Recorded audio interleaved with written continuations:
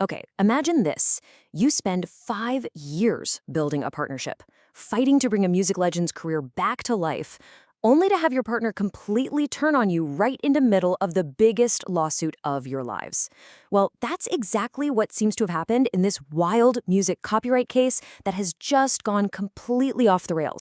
This whole story revolves around the classic hip-hop track Everlasting Bass. And at the center of it all are two people, the artist Rodney Oliver and his rights manager Nicole Key. Their 5-year partnership has just imploded into a legal battle that's filled with claims of betrayal. And this quote? It's from a recent court filing by Nicole Key. And honestly, it tells you everything you need to know about where things are at right now. Rodney Oliver, her own partner and co-plaintiff, has suddenly switched sides and is now trying to get their entire lawsuit thrown out of court. So what on earth could make a partner try to sink his own ship? To figure that out, we're going to dig into the court documents that Nicole Key filed, which lay out her side of this pretty incredible story. This wasn't some new arrangement. For more than 5 years, Nicole Key was Rodney Oliver's rights manager. Her whole job was to breathe new life into his music catalog, which had kind of gone dormant. And according to the evidence she's filed, it seemed like a really solid partnership. We're talking text messages, like this one, showing Oliver actively reviewing and approving her work. He's saying things like, "It's good to go, it should hit the mark." They really seemed like a team. And the work she was doing, it was serious, nitty-gritty stuff. The kind of essential work that actually brings value back to music.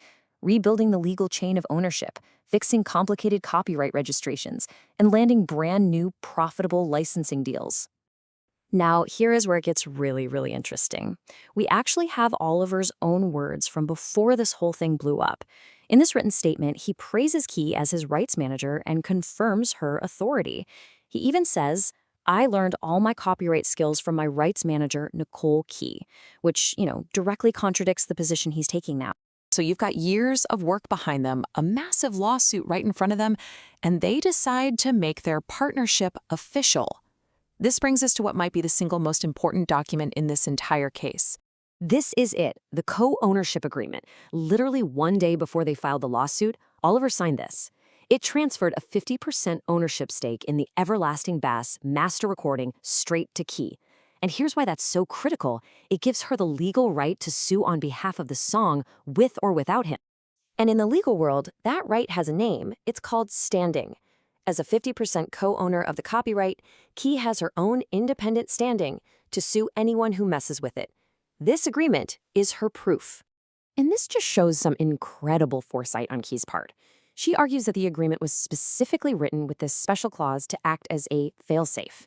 It was designed to prevent the exact kind of outside pressure, say from a big label or publisher, that she claims is causing Oliver to flip on her now. She was trying to protect their shared asset from the very beginning. So what was this outside pressure she was so worried about? Well, according to Key's filing, it all started with a settlement offer from the other side. Here's the settlement letter from the defendant.